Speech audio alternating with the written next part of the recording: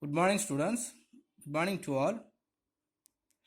And last day we have studied about the advantages of a company. So today just we will remind about the advantages of company and we will go to the next concept. Okay. So advantages of a company. So last day also we have studied the advantages of a company and I give the same portions to as your study portions. No. So what are the advantages of a company mean? First one is large capital. A company can secure a large capital compared to a sole trader or partnership organizations. So when we are comparing to the sole trading or the partnership organizations, the joint stock company has the possible to gathering the large amount of capitals. So when we have the large amount of capital to establish any of the organizations, it will be very helpful to extend the organizations. Okay, and there is no way to gathering the more capital in the partnership organizations and the sole trading organization. But in this joint stock company, by issuing the shares, so we can easily collecting the large amount of capitals, and because of that we can easily establish the large scale industries also. Next, limited liability. So the liability of a shareholder is very limited. In the case of company limited by guarantee, his liability is restricted to the amount that he has guaranteed to the contribute in the event of winding up of the company. When the company is going to winding up, so all the partners has the limited liability only. So on the basis of the shares and the guarantee or the amount of shares and the guarantee only, so the members of the shareholders of the company will have the liabilities. Okay, so many or all the shareholders and the members are no need to taking the more effort to give back the money to the any of the problem. Next, transferability of the shares. So already we know, so the transferability of the share is very easy way. So normally the poor peoples also can have the rights and the chance and the possibilities to purchasing the shares. And if the peoples doesn't have the ability to continually keep on the shares in her hand, so they can easily transferring from one person to another one of the persons. So normally whenever the company is going to issue their shares, so all the people will get the interest to purchasing the shares, but in the same time, so all the persons doesn't have the capacity to keep continuing to having the shares in her hand. But by the chance of transferring the shares from one hand to another one of the hands, so every person can easily transfer. Next, perpetual succession. So perpetual succession means the continuity of the existence of company. So the company existence will be continued throughout the year and in course of time. But normally joint stock is normally in the partnership organization or the sole trading organizations. If any of the persons or if owner of the company is died or if any of the problem is coming, so that automatically the partnership organizations will come to an end.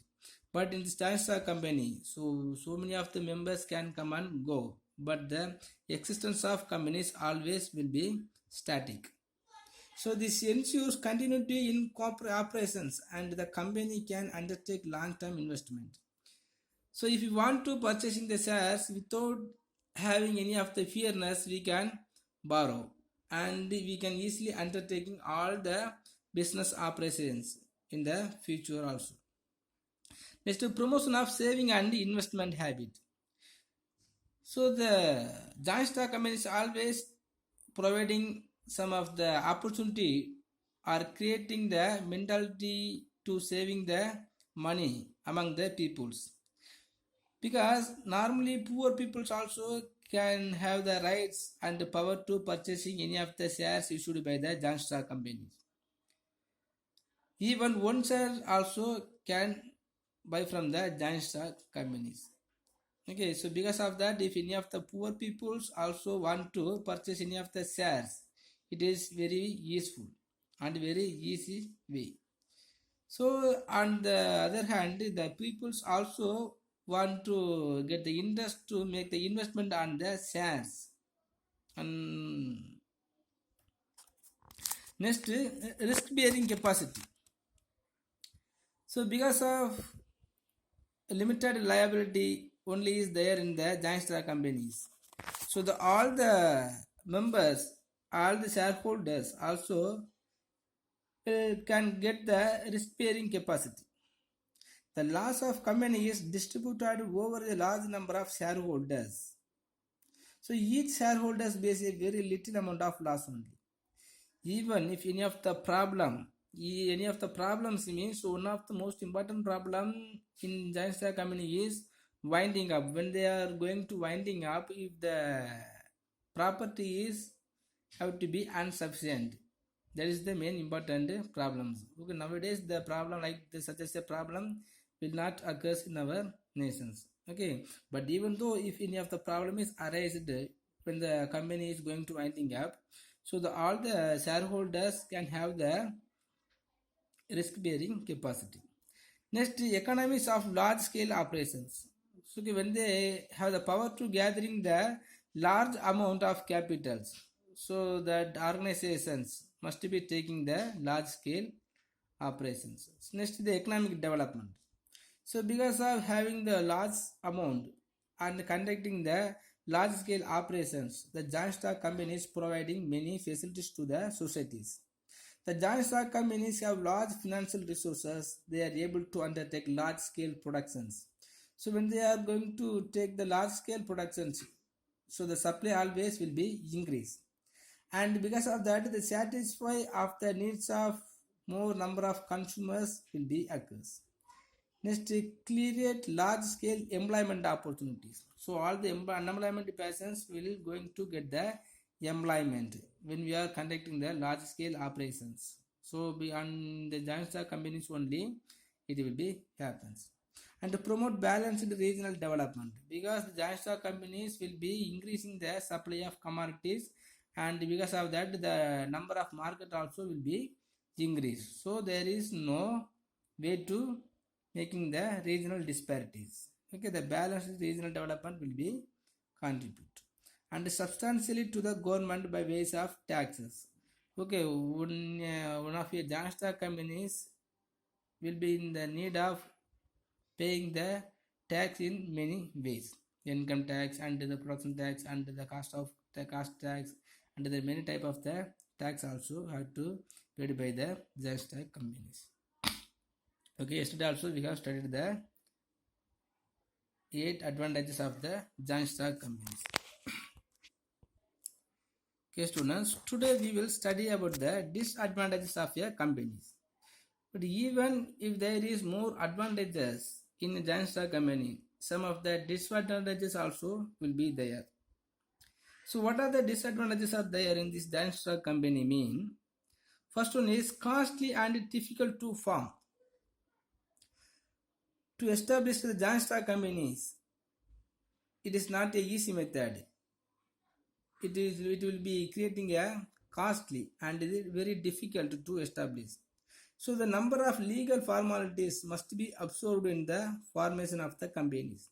So in this sole trading organization and the partnership organization, there is no more legal formalities. Okay, so by collecting or by joining the 20 members, we can easily establish one of the partnership organizations. And in the sole trading organization also, if we decided to establish the shop, it will be easy. But in the giant stock companies, not like so. To establish the giant stock companies, there are more legal formalities. So the more legal formalities also must be observed in the formation of the company. To observe these legal formalities, promoters have to spend much time and money. So all the promoters have to spend more money and the time also. Simply, if you are considering the building of the giant stock companies, so we must spend more time, and it will be take more time also. Next is scope for dishonest and unscrupulous management. The directors manage the company with the help of the paid officers. Paid officers means some of the managers and some of the workers will be working under the board of directors. So here the board of directors only may be an active and will be very honest to the Giant Star company. But we can't expect the honest among these paidable persons. So the directors are dishonest, they may make personal gain at the expense of the company. So even if the directors or the board of directors are not honest, he will get the personal gain at the expense of the company. By the way of expense of the company, so the board of directors will get the personal income. So they may misuse their power and positions. Just to see if any one of the Giant Star company, the chairman or the most powerful persons or most authoritative persons will not be existence in the company. But this all the responsibilities will be transferred to another one of the persons. And if he has honest, dishonest means, this persons only will get the gain, the personal gain by the way of company itself. Next, management oligarchy. A few rich persons may secure control over the affairs of the company. So thus the management of a Giant Star company might become oligarchic in characters. So oligarchic means the small group of people having the controls. Just if you see the Giant Star company, we can see many problems. Some of the board of directors or the managing groups or some particular peoples of the family, the authority members family only will dominating the Giant Star company truly. But even though if there is more honest persons and more skillful persons are there, because of their fraudulent activities, it will be affect the Giant Star company truly. Next is speculations. A few individuals may corner the shares to gain control over the company. So normally on the basis of the value of company, the value of shares also will be increased. But in the same time, some of the peoples will have the control to issuing and purchasing the shares. Because we must know one thing, if any of the directors or if any of the persons want to become as a manager or a board of directors, so he must has the 51% of the shares. So whenever they are going to issue the shares, they will not issue the more number of shares. And even if they are going to sell all the shares, they will consider or they will taking the effort to keeping the more shares on his own hand itself. So by the way of the speculative motive, a few individuals may corner the shares to gain control over the company. Next, lack of interest. So the officers of the company do not have incentive to work hard. They are not usually inclined to take risk. They lack initiative. So if any of the persons working in a Giant Star company, they all will not taking the more effort. They won't take any hard work. Even if they are taking any hard work, sometime they will not get any of the incentives. So the initiatives always will be in shortage or very lack. So if the initiatives, on the basis of the initiatives only, one Giant Star company must be grown up. Next, lack of good labor relations. In sole trading business, personal supervision is possible, but in company form of organization, there is lack of personal contact between owners and workers, because some of the steps of or the basis of the managers and the board of directors also is there. So when they are doing like so, the workers cannot able to make the personal relationship with the owner or the organizers. So the contact between owners and workers, as well as the workers and the consumers also, will not be as possible. As a result, there is a scope for more industrial disputes in a company form of organizations. If any of the industrial disputes arise among the workers, the joint stock companies will face the failure. Right? So even though if there is more advantages, some of the disadvantages also there. First one is costly and difficult to form. Okay, to establish the joint stock company is difficult. Next is scope for dishonest and unscrupulous management. The joint stock company is always creating the dishonest and unscrupulous management, because of more money and more profit is going and coming from a personal way out of the joint stock company. Next, management oligarchy. Okay, there are some few group of people will have the power to control over the management. Next, speculations. Speculations means, so the companies always will may have the corner the shares to gain the control over the company. Next, lack of interest. The workers and the board of directors also will not get any interest to maintaining and improve the joint stock company. Next, high taxation also is there. Joint stock companies have to pay tax all higher rates compared to other forms of organizations.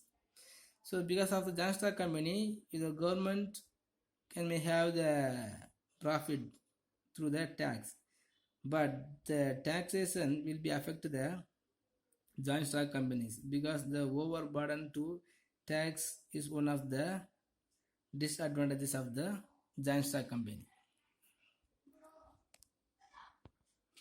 Okay students, next you will study the types of companies. So types of companies mean in the joint stock company itself, so different types of the companies are there. So the classifications of companies, so the companies are classified on the basis of incorporations and on the basis of membership. So on the basis of members' liabilities, on the basis of control, and on the basis of nationality, we can classify the companies as a different types. So first we will study the classification of a companies on the basis of incorporations, the method of corporate or the method of formations. So we can classify the companies. So first one of the company is chartered company.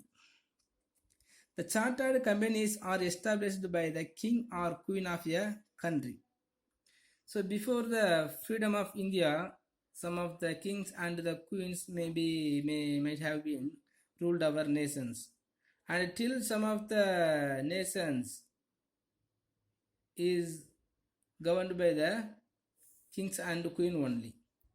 Suppose in a situation if the kings and queens are providing the power to start at any of the company, that is called chartered companies. The powers and privileges of chartered company are specified in the charter. Charter means, for simple just to think, it's one of the document. In Tamil we will say the Pattayam, but in one of the charter. Okay, so every power and the privileges of chartered companies are specified in the charter. So power to cancel the charter is vested with the king and queen. Suppose if joint stock company want to bring the cancelled, the power of king and queen only can able. For example, East Indian Company, Banks of England, Hudson Bay Company. So the Companies Act does not apply the term. Such companies cannot be started in India also. Okay, if any of the all the company's rules are specified in a charter and the king or the queen is provided the rights to conducting the companies, that's called chartered company. Next, statutory companies. Some of the companies are established by a special act made in parliament or state assembly. For example, Food Corporation of India, Life Insurance of Policy, and GIC, Reserve Bank of India, SBI, IDBI, Railways, Electricity. So these companies also called as statutory companies. So if a nations are being in need of establishing any one of the companies for the purpose of providing the special facilities or special services to the public, so one of the act will be made in a parliament or the state assembly. So constitution of company is specified in the memorandum of associations. So all the rules relating to day-to-day management of statutory companies are specified in the articles of associations. We will study later about the memorandum of associations and the articles of associations. So audit of statutory company is conducted by the Controller and Auditor General of India. So this type of the statutory company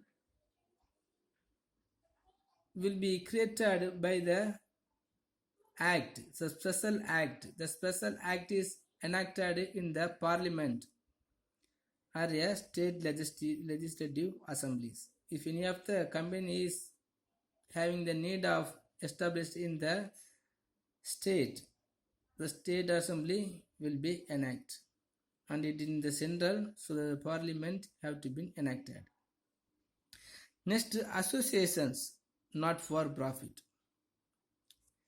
So according to section 25, the central government may by license grant that an association may be registered as a company with a limited liability without using the words limited or private limited as part of its name.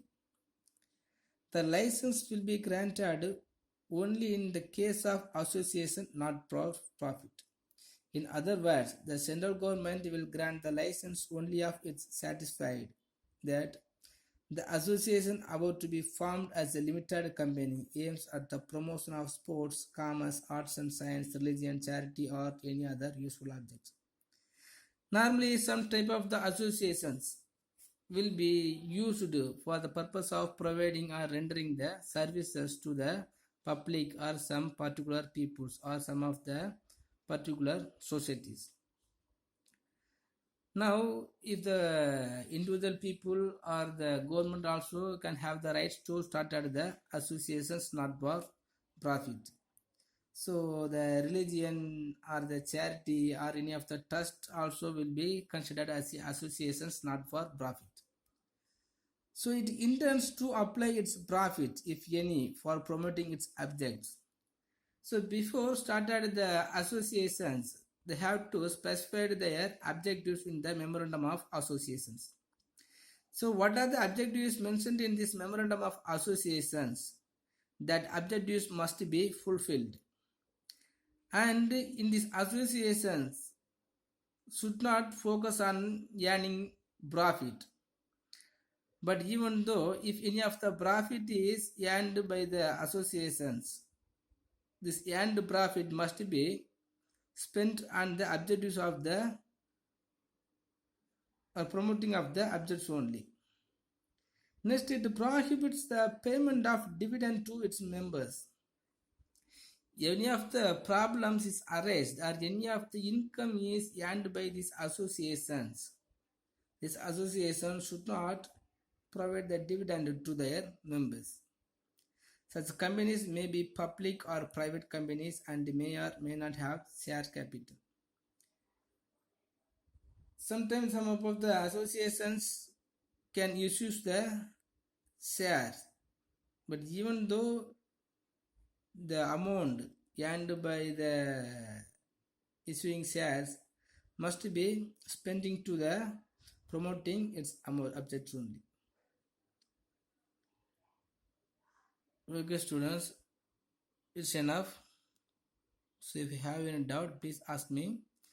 Today we have studied the classification of companies on the basis of incorporations and the disadvantages of a companies also. Just to take the disadvantages of a company as your study portions. So here if you have any doubt, please ask me. Thank you.